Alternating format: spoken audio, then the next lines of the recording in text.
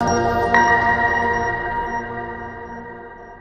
everybody, welcome to this episode of Think Business Live. Looking forward to talking to Cassie Petrey. Cassie, it's great to connect with you, the woman behind some of the most iconic artists, social media marketing, including Backstreet Boys, Camila Cabello,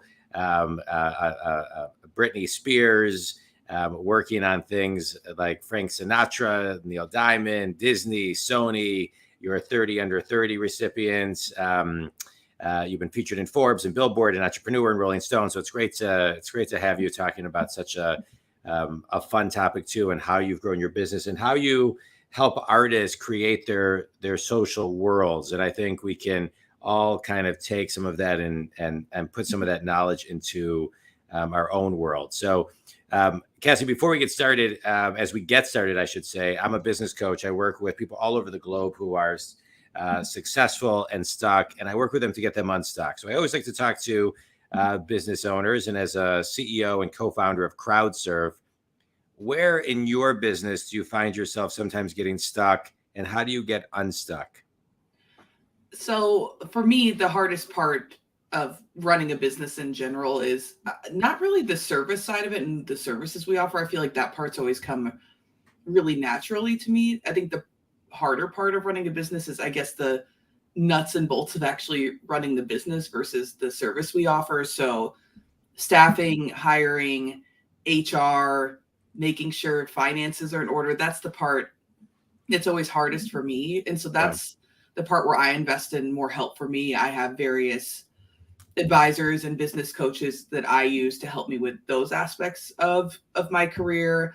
I have a lot of lawyers. There's a lawyer for everything, and lawyers aren't just there for you when you're in trouble. Lawyers can also be really great advisors. They all specialize in different things. So a lot of different lawyers help me, and it's always less money than you think it will be because they may have high hourly rates, but if they know their stuff, the call's going to be 15 minutes. So those are, I lean on other people when I'm stuck with the things that I have a hard time with. I think it's so important. I do the same thing. I surround myself with people that I can delegate to who are experts.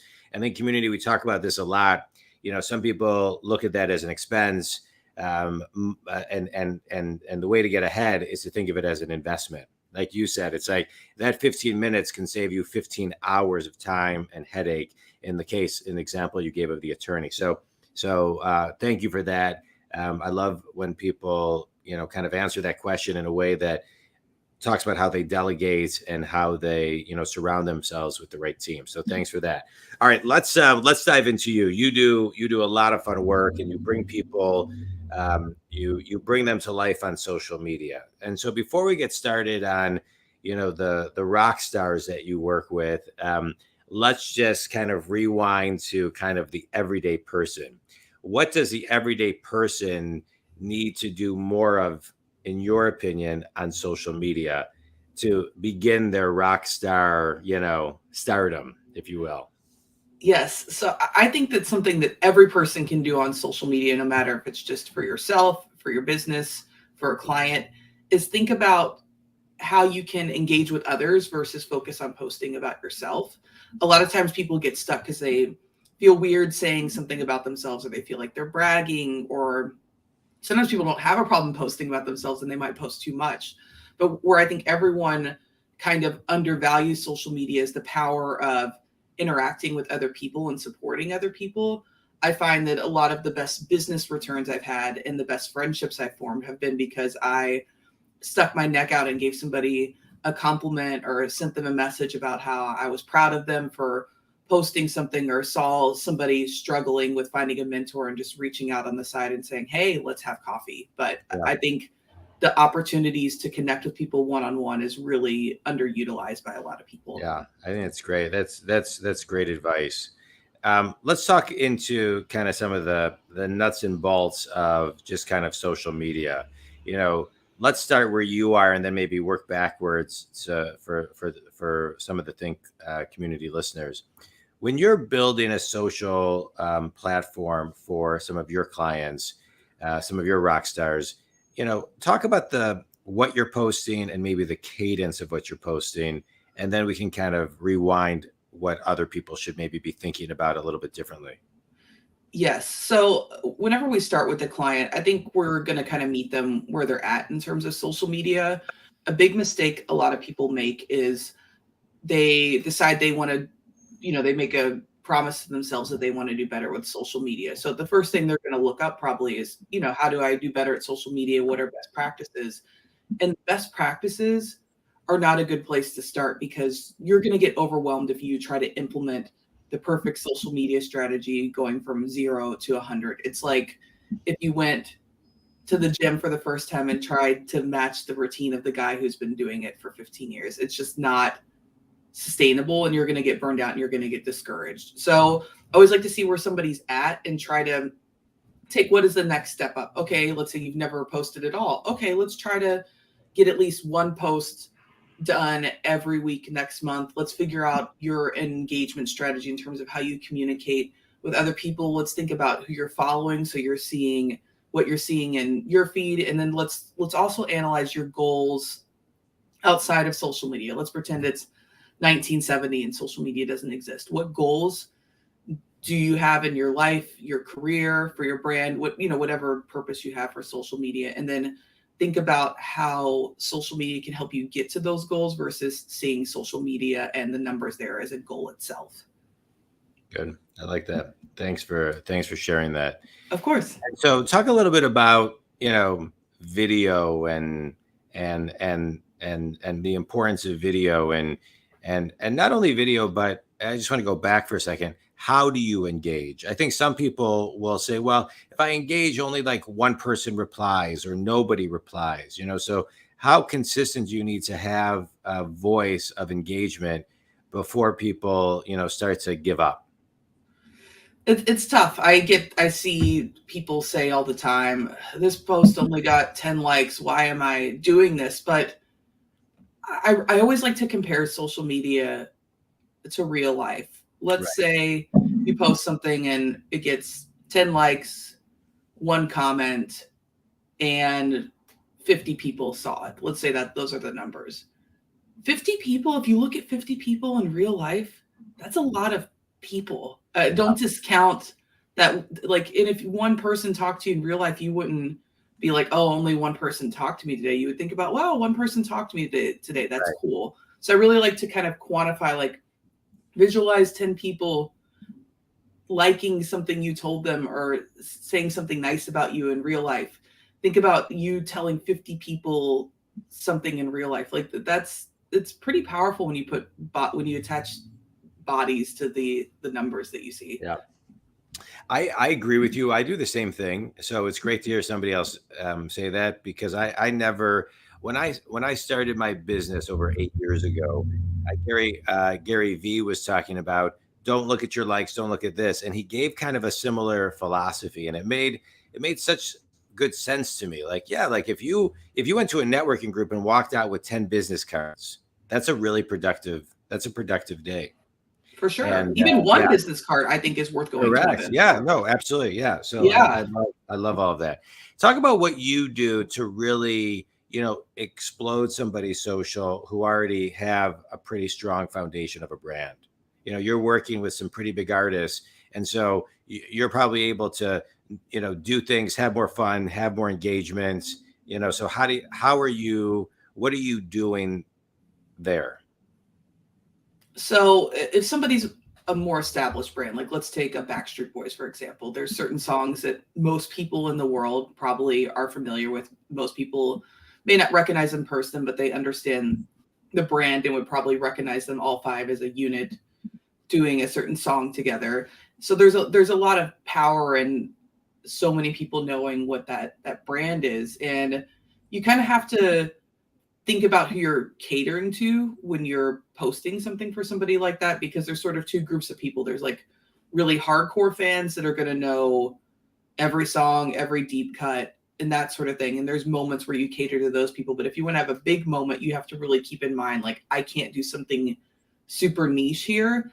I have to do something that a lot of people are going to recognize. And a really cool moment we worked on with the Backstreet Boys this week is when Threads launched. We got on the platform. We encouraged them to get on the platform in a timely manner. got them to approve a post to go up. The post went up and it went viral. Mark Zuckerberg actually interacted with it, which was pretty cool. And Cool. yeah, he actually interacted with them a couple of times. It seems to be a fan, which is really awesome. And then Threads actually featured their post as one of the best launch posts on their platform. So, Yeah. but I think if we would have thought about it too much, it wouldn't have done well. It was about keeping it simple and something that almost anybody, even if they're not a huge fan, could understand the concept. Yeah. Let's talk about which platforms to really choose and focus on. Now we have Threads. It's the newest. I think people are still trying to figure out, how to best utilize it, and being pretty fresh.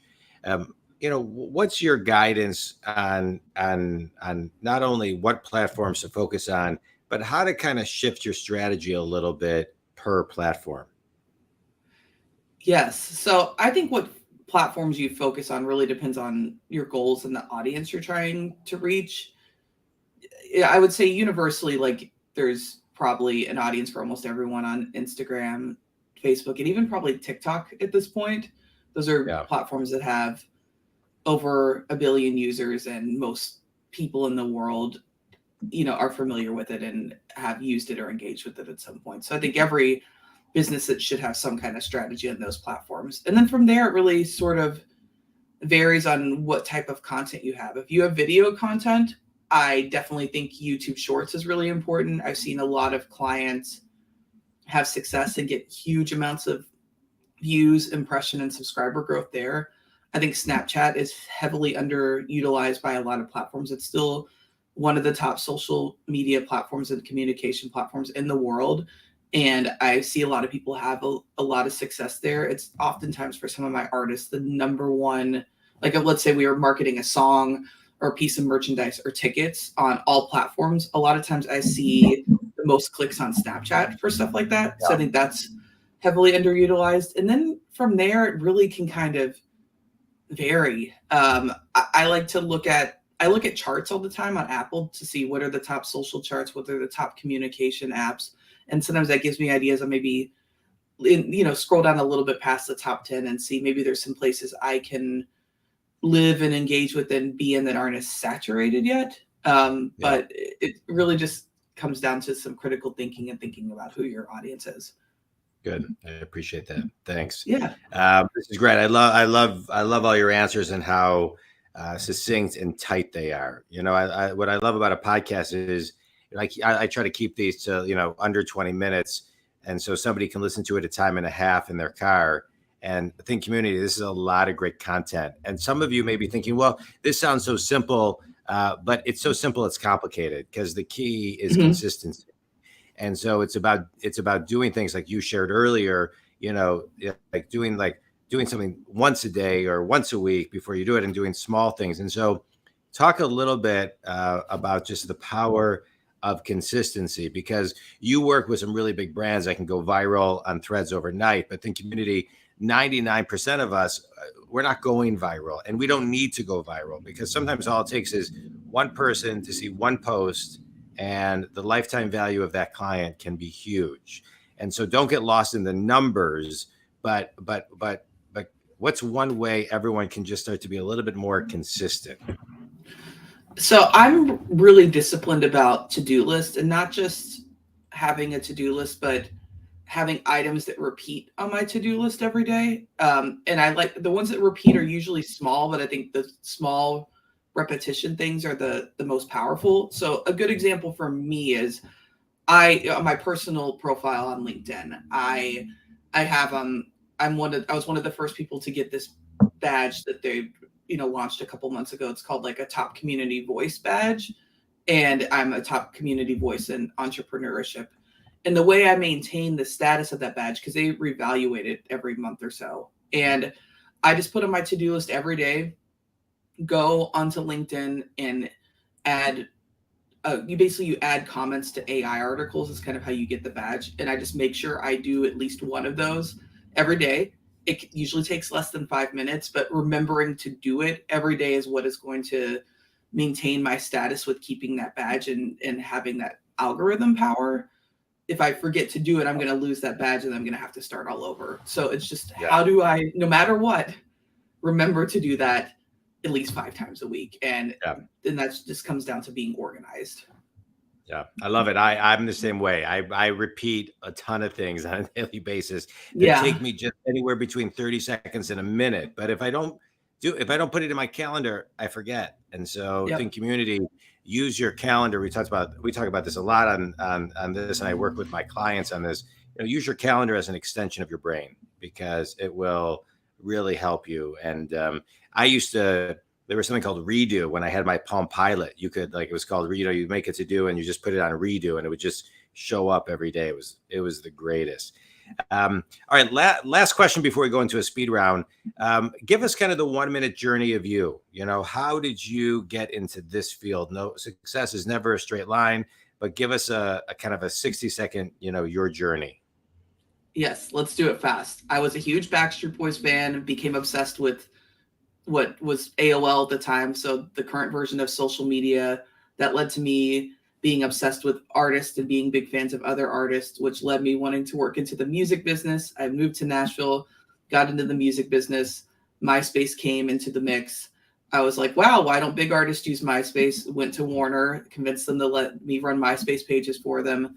They let me do it. I worked there for 3 years. There wasn't social media management jobs at the time. So after that, this was 16 years ago, I left with my business partner to start my own company, and we've been growing ever since then. Great. Congratulations. I love it. Thank you. So you followed kind of a passion. Yeah, I love artists, and I thought social media I always thought about how cool it would have been if the Backstreet Boys had MySpace and could have interacted with me when I was 13. That's awesome. Yeah. All right, good. Congrats. That's awesome. That's great. All right, let's do a quick speed round. Okay. In your last 15 years, what's a book, a TED Talk, or an article that's had the biggest impact on you? The 4 Agreements. One of my favorites. It always solves my problems. Yes. Yeah. How many times have you read it? A lot, and I actually have a mini version of it that I keep in my purse. Oh, really? They have a little mini version at Barnes & Noble. It's like a little itty bitty pocket version. So it's not the full thing, but it has the main essence of it. Yeah. I've read it about 6-7 times, and every time I read it, it's like I never read it. It just read it at different stages. It's one of my favorite books of all time. Best piece of wisdom you've ever shared. Best piece of wisdom you've ever gotten. At the beginning of your career, don't try to do too many things at once well. Do one thing really well, and then you can do everything you want after that. That's great. Last question. Finish the sentence. What's one thing everybody can do to engage with others more effectively and consistently on social media? Add on their to-do list every day to spend 10 minutes supporting other people on social media. That's great. You give and then you get. I appreciate that. I appreciate that. Think community. I love this podcast because I'm a business coach. I work with people all over the globe who are stuck and successful, and I get them unstuck.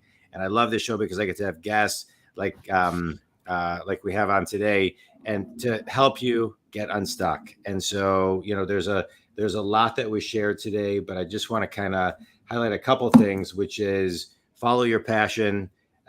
You can make a career out of your passion. Engage with others and just start small and just work your way up from there.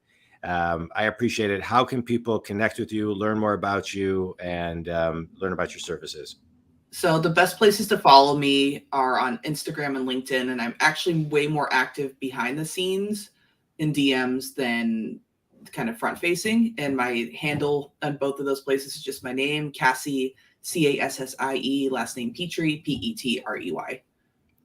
Cassie, this was great. I really appreciate all your insights and all your wisdom. Think community, if this can help you, if this can help somebody else, this is like the 4 Agreements. You may want to listen to this podcast more than once, because you're going to pick up on some of the small, simple, but complicated things that were shared today. Thank you so much for taking time. Think community, if you want to reach me, you can reach me at jondwoskin.com and give them your access one more time? Cassie Petrey on Instagram and LinkedIn, CassiePetrey. All right. Cassie, thanks. This was great. I loved it. Thank you. Thanks so much.